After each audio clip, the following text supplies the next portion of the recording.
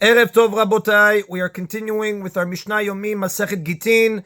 We are up to Perek Daled, Mishnah Daled. Today's Mishnah should be Leilu Nishmat, Neria ben Svetlana Ranbayev, Eliyahu ben Burcha Israelov, Chana ben Miriam, Sason ben Ryan, Yoshua ben Shifra, Menuchatam beGan Eden, Amen, and Avdil ben Chaim Lechaim, v'derifua shelemav, Daniel Shalom ben Rosa, Betor Shah Cholei Israel.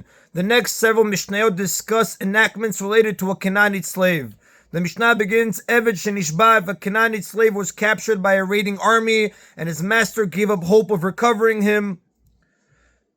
Now the commentaries explain, if the owner of lost or stolen property despairs of recovering it, what we call Yeush, he loses his rights of ownership and anyone may take it.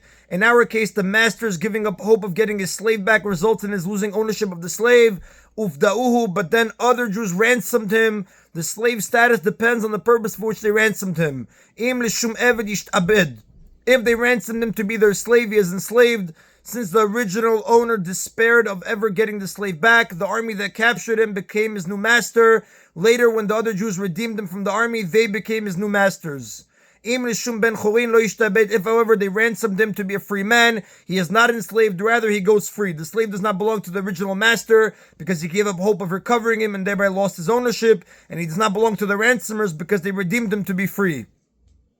The next Tana disagrees. Rabban Shimon ben Gamliel Omer, Rabban Shimon ben Gamliel says, Ben kach u ben kach ishtabed, whether the other Jews ransomed him for this purpose to be their slave or for that purpose to be a free man, he is still the slave of the original master. Even though the original master gave up hope of recovering him, the sages decreed that the slave be returned to him in order to prevent other slaves from surrendering to raiding armies and thereby escape the control of their masters. A slave would certainly surrender to a raiding army if he thought that someone might redeem and free him. And even if he thinks that the redeemer will take him as his own slave, he would still want to surrender to the army if he dislikes his current master. So to discourage slaves from surrendering in order to legally release themselves of their master's ownership, according to Rabban Shimon ben Gamliel, the sages decreed that he must be returned to his original master. If the other Jews redeemed him to be their slave, the original master must pay them his value when they return him. If, however, they had redeemed him to set him free, the original master does not have to pay them anything because they laid out their money without expecting anything in return. And the Rav does tell us, no, the Rav does not say in this situation who the halacha follows. The Mishnah now discusses another enactment regarding a Canaanite slave. Eved she'asao rabo apotiki la'achirim, regarding a slave who was designated by his master for others, meaning lenders to whom the master owes money, as an apotiki, meaning future payment for the debt.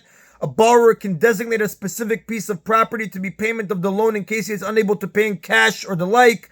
The designated property is called an apotiki. The lender may then collect his debt only from the apotiki and not from any other property. So if the apotiki is lost, the lender cannot collect his debt. In the Mishnah's case, the borrower designated his Canaanite slave as an apotiki, meaning he told the lender that if he does not pay with cash, the lender can take the slave as payment.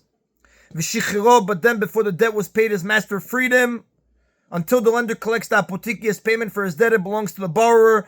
The borrower, therefore, is able to free the slave from servitude, even though he had already designated him as an apotiki. The law is as follows. Shurat adin en eved chayav klum. By the letter of the law, the slave is not obligated in any way to the lender, since his master freed him and thereby canceled his designation as payment for the loan. When the master freed the slave, the designation of the slave as an apotiki, payment of the debt for the debt, was canceled. The slave, therefore, can no longer be taken by the lender. Nevertheless, for the benefit of society, to prevent the lender from falsely claiming that the freed man is now his slave, we force his second master, the lender who was supposed to receive him as payment for the loan, to make him into a free man. Now, just the commentaries explain,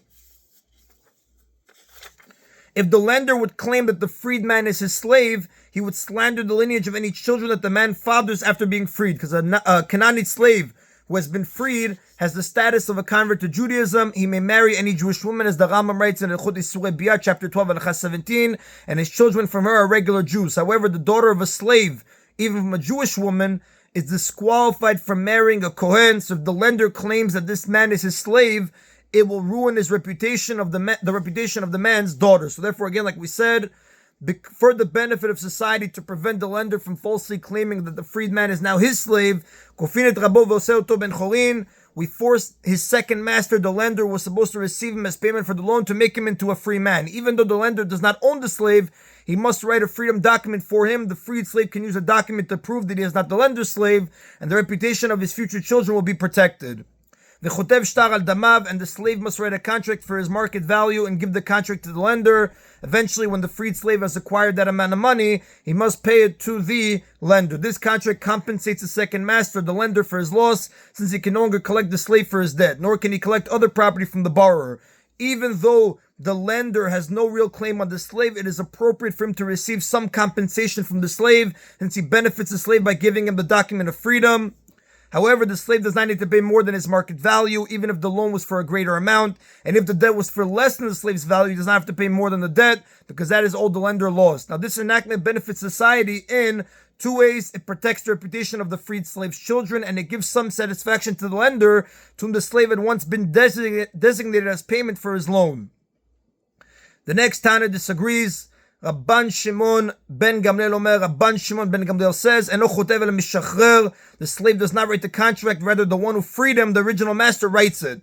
Since the original master was the one who freed him and thereby caused the loss to the lender, he, not the slave, must write a contract stating that he owes the lender the value of the slave, and he is the one who pays him. If the original master, the borrower, has money, we require him to pay immediately rather than write up a contract. The Mishnah, however, speaks of a case in which the borrower does not have any money. Now, according to this Tana, Rabban Shimon ben Gamliel, since the original owner caused the lender to suffer a loss when he freed his slave, he must pay for that loss. The first Tana, however, holds that the original owner is not obligated to pay for having freed a slave, because the damage that resulted to the lender came about only indirectly, what we call a grama, as the Gemara explains on page 41a in Masechet Gittin. The Rav does tell us, V'halacha ki Rabban Shimon ben Gamliel, the halacha follows the opinion of Rabban Shimon ben Gamliel, that the slave does not write the contract, rather the original master writes it and pays the value of the slave.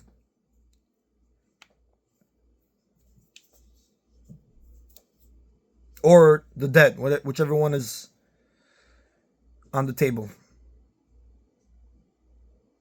And that is on Abotai of Mishnah Daled. Mishnah Hay discusses another case where one is obligated to free his Canaanite slave for the benefit of society. Misha Chitzio Eved v'Chitzio ben Chorin. Someone who is half slave and half free. For example, two partners owned one Canaanite slave and one of them freed his half of the slave. Ovedet Rabo Yom Echad v'Tatzmo Yom Echad, works one day for his master and one day for himself, meaning that the income from one day of work belongs to his master and the income from the next day of work belongs to him, and so on. Divrei Bet Hillel. These are the words of Bet Hillel. In fact, the half-slave and his master are partners in all of the half-slave's income. The sages, however, decreed that it be divided by giving one day's income to the master and the next day's income to the slave.